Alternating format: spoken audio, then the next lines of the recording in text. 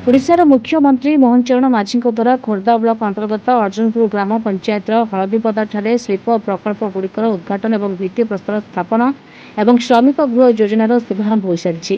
खोर्धा जिले में शिल्पर अग्रगति कार्यक्रम में मुख्य अतिथि भाव में उपस्थित थे मुख्यमंत्री मोहन चरण माझी।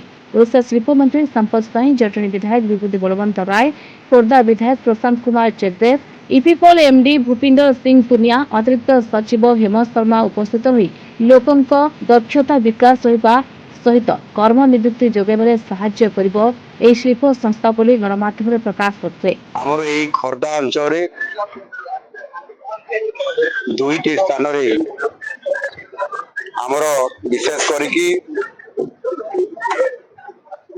गत जनवरी 28-29 तारीख रे जो Utkarsh Odisha make in Odisha conclave 2025 परिप्रेक्षी रे जो हमर इन्वेस्टर्स मीट थिला एवं सेतिरे अनेक पुंजी निवेशकारी पुंजी निवेश करिबा पई भित्ति करिया पई जो एमओयू हेतिला ताहार ग्राउंडिंग करिवार जो परिप्रेक्षी रे आज ताहार एठी भित्ति प्रस्तर स्थापन करा गला। एथिरे 14टी प्रकल्पर भित्ति प्रस्तर स्थापन एवं गोटिए प्रकल्पर एथिरे उद्घाटन मध्य करा जायछि।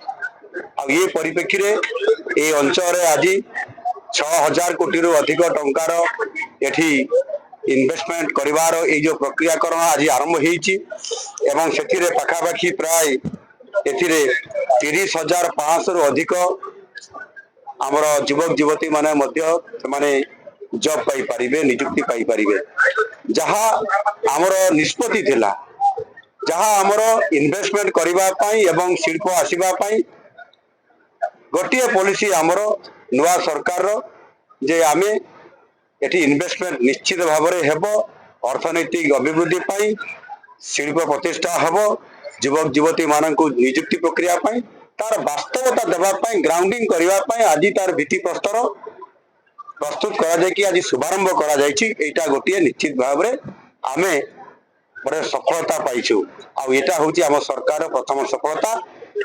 आगामी दिन रे मध्य एई भली भाव में श्री गणेश करिबा एवं शुभारंभ करिबा ए कार्यक्रम को व्यापक भाव में करा जिवो एवं ओडिशा रे एक शिल्पर जो हब करिबा पाई आमे लक्ष्य रखिछु।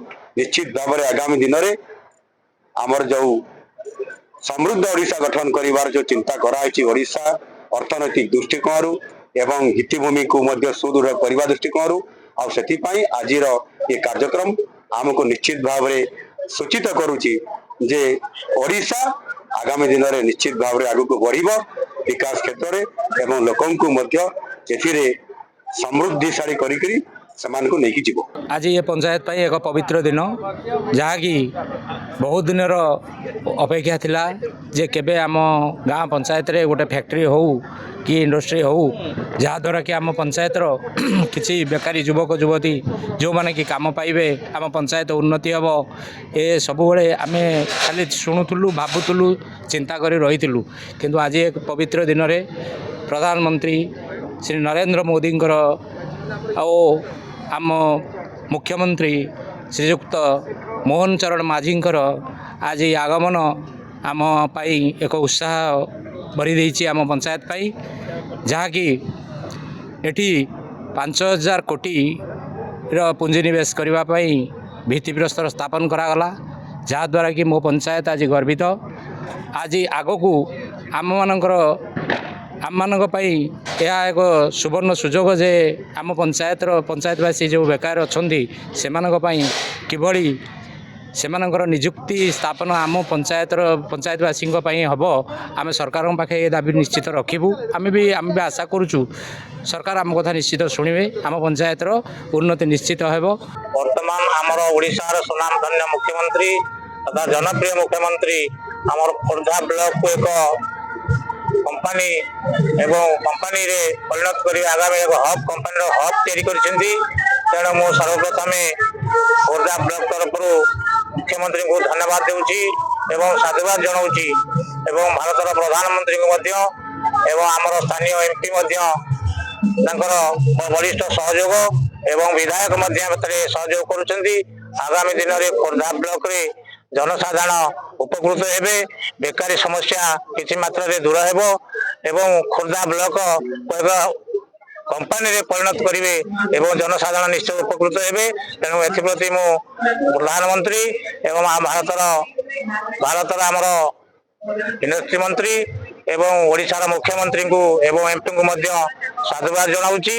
आज ये जो आमर समारोह होउची शिल्प प्रतिष्ठा समारोह जान आम खोर्धा जिला को गोटे प्रथम करी जान गोटे शिल्प विप्लव आनिया Bharatiya Janata party double engine सरकार आज ये एरिया विकास अंटा भिड़ी आगु ओडिशा सारा बहुत निजुक्ति सृष्टि करने ये शिल्प हूँ प्रमुख भूमिका ग्रहण कर। तेणुक आमर मुख्यमंत्री लोकों मुख्यमंत्री मोहन माझी महोदय को बहुत धन्यवाद दूची।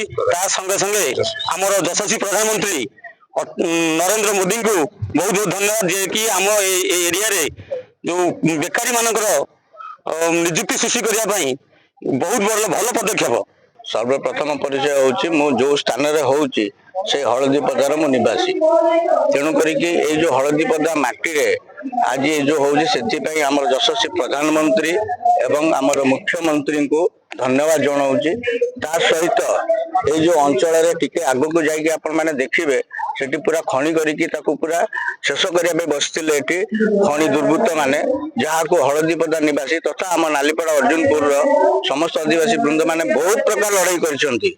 या पे रास्ता रोक भी करिसंती कलेक्टर भी आसछंती किंतु कहीं शुणु नथिले जहाँ कि आज आमर मुख्यमंत्री शुणिकी एठारे एभली प्रकल्प करुछंती जहाँ द्वारा कि ए हलदीपदा एवं आम नालीपड़ा अर्जुनपुर तथा खोर्धा ब्लॉक रो उन्नतिकरण होबाकू जाउची एवं बेकारित्व एठारे समाधान होबाकू जाउची। सेति पई आमे बहुत खुशी। खोर्धारू जागेश्वर प्रधान का रिपोर्ट महाभारत लाइव।